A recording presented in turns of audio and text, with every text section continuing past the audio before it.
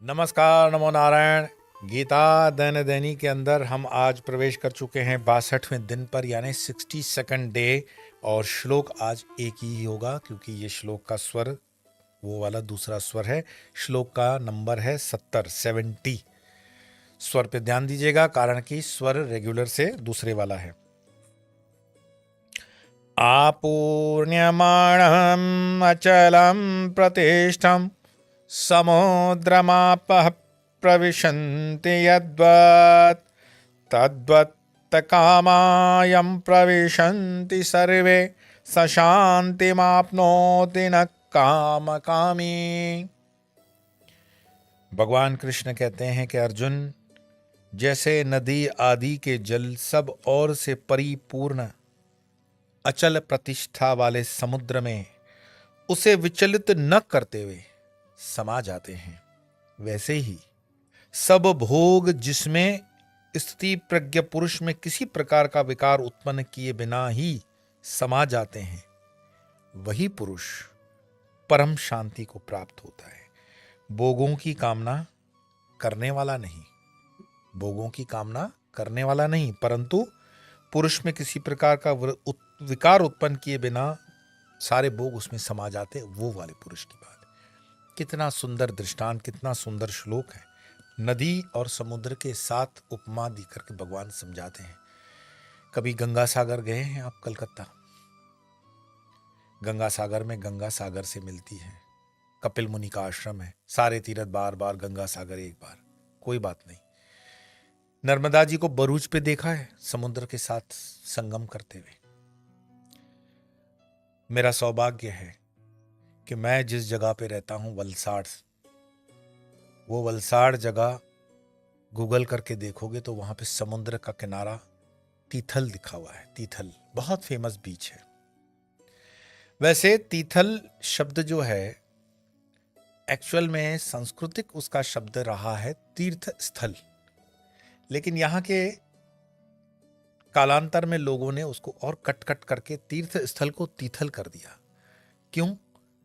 ये वलसाड़ एक ऐसी जगह है जहां पे 5 छोटी छोटी नदियां समुद्र में मिलती है और पांचों की पांचों नदियां गंगा है, और उसमें से एक गंगा के किनारे हमारा आश्रम है। और गंगा, पार गंगा, वांकी गंगा, गडोई गंगा, 5वीं गंगा, उसको आपको खोजने के लिए होमवर्क दे दिया मैंने। 5 गंगाएं हैं यहां पर, और वो पांचों गंगाएं समुद्र से मिलती है तो उसको बोलते हैं तीर्थ स्थल। 5 गंगाओं का कभी संगम नहीं होता किसी जगह। यह भारत का विलक्षण जगह है, और मुझे गर्व है कि सातवलेकर जी की यह भूमि, यहां पर वेदों का बहुत अध्ययन उन्होंने करवाया, लिखा, और गांधी जैसे को भी संस्कृत सिखाई। ये इस भूमि का प्रताप।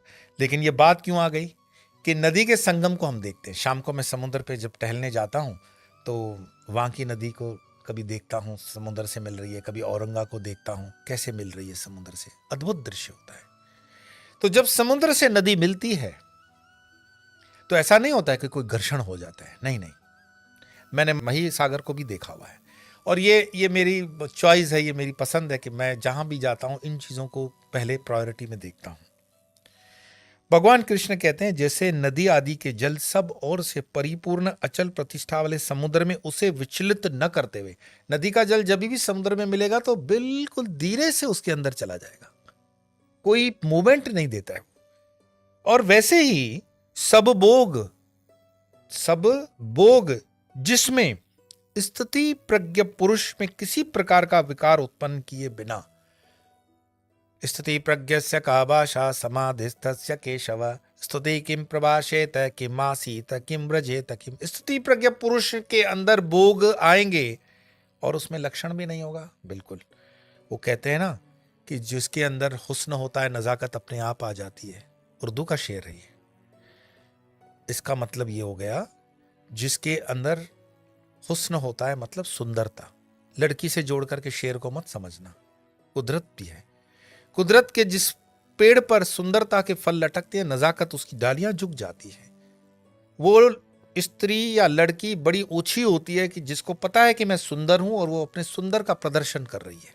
वो गरीब लड़की है, सुंदर नहीं है। सुंदरता में बहुत गरीब लड़की है, उसने बाजार बनाया हुआ है, उसके उपसे हुए अंगों को देखो वो प्रदर्शित करेगी, वो अलग अलग कलर की अपनी कपड़ों को प्रदर्शित करते उस अंगों से आपको उत्तेजित करती है, वो सुंदर नहीं है, वो उस पृथ्वी की सबसे कुरूप लड़की है। फिर तो तुम्हारे अंदर सुंदरता होगी तो तुम ढक के चलोगे। तुम्हारे अगर सुंदरता होगी, चाहे वो विद्या होगी, विद्या और विनय, वो वाला जो कहावत है ना, विनय जिसको विद्या होगी तो विनयता आ ही जाएगी। स्कूल बोर्ड पे आपके साथ बात करता हूं और मुझे किस्से याद आते हैं। हम एक स्कूल में गए गुजरात के, और वो भी वनवासी विस्तार का ही स्कूल था। बोर्ड पे लिखा विद्या विनय साथे शोभे, और बच्चे को उठाया कि बताओ इसका अर्थ क्या है। गुजराती में इसका अर्थ हिंदी में करने जाएंगे कि विद्या होगी तो विनय अपने आप आ ही जाएगा, humbleness. If you are so much literate और ज्ञानी, humbleness is bound to come. विद्या विनय साथे शोभे। लड़के ने जवाब दिया कि क्लास में पढ़ने वाली जो विद्या है वो विनय के साथ खड़ी रह करके अच्छी लगती है। ये हमारी आंखों की सुंदरता उसने बता दी। क्या हमारी एजुकेशन सिस्टम है? हम अपने बच्चों को संस्कृति, सनातन या वेदों की पढ़ाई लिखाई कितना देते हैं? हम लाख विदर्भियों को गालियां देते हैं कि वो मदरसों में अपने बच्चों को बेचते हैं, पर कम से कम धर्म का तो काम कर रहे हैं, अपने बच्चों को अपने धर्म की शिक्षा दे रहे हैं। जैन दर्शन के भी देरासर में जाते हैं बच्चे। हिंदुओं के बच्चे अनाथ, न गीता जानते हैं, न हनुमान चालीसा जानते हैं, न दुर्गा चालीसा जानते हैं, और उनके माँ बाप को बोलो वो क्या एग्जाम चल रहा है ना, एग्जाम के बाद उसको कुछ मैं पढ़ाऊंगी। अरे तुम तो पढ़ लिख के 2 श्लोक पढ़ लो, 50 साल की हो गए हो, तो बच्चों को क्या पढ़ाओगे? बच्चों को पढ़ाने के लिए संकल्प चाहिए। घर के अंदर खुद भी संस्कृत पढ़ो, न पढ़ सकते हो तो सुनो, न सुन सकते हो तो कम से कम यूट्यूब पे देखो। सोशल मीडिया का, सनातन धर्म का बच्चे के अंदर थोड़ा संस्कार दो। अब नहीं देखोगे तो हजारों साल की गुलामी से अभी तो मौका मिला है तुम्हें। उसके पहले तो रामलला की स्थापना नहीं हुई थी। तो यही राम राज्य है कि अपने बच्चों को थोड़ा सा समझाओ। तो जैसे बात चल रही थी कि जो सचमुच में दीर्घ गंभीर पुरुष होते हैं, आप उनकी जीवन शैली को देख लेना। मर्सिडीज की कतारें लगी हुई होंगी, लेकिन उनमें आडंबर नहीं होगा कि मैं मर्सिडीज का ओनर हूं। बड़ा हम्बलनेस। कभी पूछो अच्छा आपके पास ये 500 SEL गाड़ी है मर्सिडीज की? महाराज जी आप ही का है सब। ये हम्बलनेस है।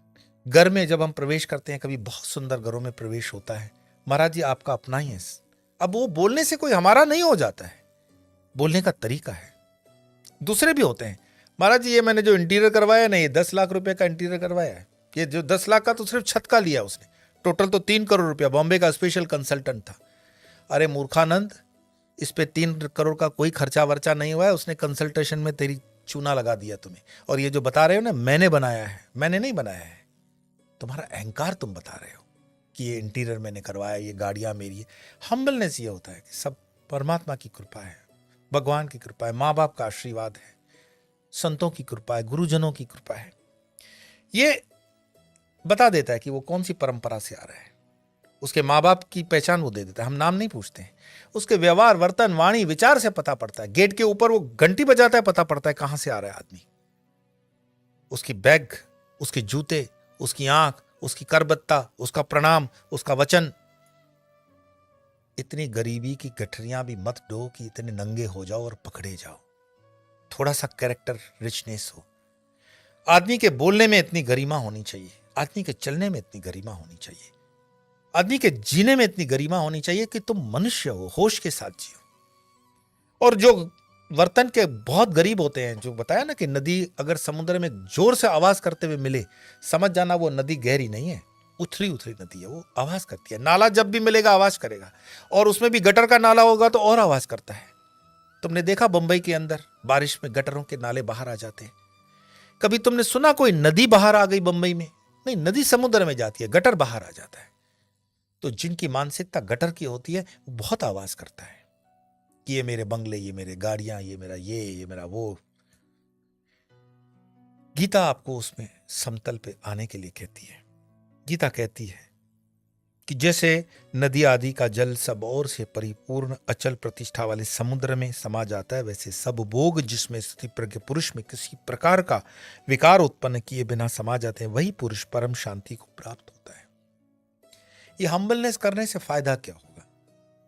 झूठा अहंकार नहीं है तो आपकी शांति बनी रहेगी, क्योंकि सब दिन होत न एक समान, भजन है ना, सब दिन होत न एक समान। कभी रंक बनोगे, कभी राजा बनोगे, कभी लुटेगा, कभी मिटेगा। उस वक्त होश बना रहेगा कि मैंने क्लेम ही नहीं किया ये मेरा था, तो जो गया वो भी मेरा नहीं गया। देने वाला दातार, लेने वाला दातार। हम कौन? हम थोड़े समय के लिए उसके कस्टोडियन बने, दैट्स इट। इंक्लूडिंग जब हम अपने बच्चों के प्रति भी किसी को इंट्रोड्यूस करते हैं, आप अपने बच्चों के मालिक नहीं हो। आपको माँ बाप की जो ये पदवी मिली है, पेरेंटल आपको जवाबदारी मिली है, परमात्मा का शुक्र अदा करो कि उसने आपको आपके बच्चे का सिर्फ संरक्षण करने के लिए अभिभावक बनाया है, कस्टोडियन बनाया है, मालिक नहीं बनाया है। तो जब भगवान न करे कोई आपदा आती है, तब वो होश बना रहता है कि सब कुछ तो परमात्मा है। वो भाव वहीं से प्रकट होता है। लेकिन कई ऐसे माँ बाप मिलते हैं, मेरा बच्चा बहुत इंटेलिजेंट है, 10th में नंबर 1 आया, बोर्ड में 12th में ये नंबर 1 आया, पढ़ने में बहुत स्मार्ट है। और वही बच्चा जब कहीं पे गिर जाता है तो उन बच्चों के प्रति माँ बाप का दृष्टिकोण बदल जाता है और बच्चा भी टेंशन में आ जाता है। लेकिन आप उस नदी और समुद्र वाले इस एग्जाम्पल को समझोगे तो इसमें बहुत कुछ समाया हुआ है। आप स्वयं से चिंतन करो। आज तो सिर्फ श्लोक का पाठ करेंगे, स्वर वही है, याद रखना। आपूर्ण्यमाणम् अचलं प्रतिष्ठं समुद्रमापः प्रविशन्ति यद्वत् तद्वत् कामायं प्रविशन्ति सर्वे स शान्तिमाप्नोति न कामकामी। कल के श्लोकों का राग दूसरा होगा, पहले वाला ही। ये मात्र एक ही श्लोक 70 नंबर का था। कल मिलेंगे 2 श्लोकों में। आज इतना ही, तब तक के लिए नमो नारायण।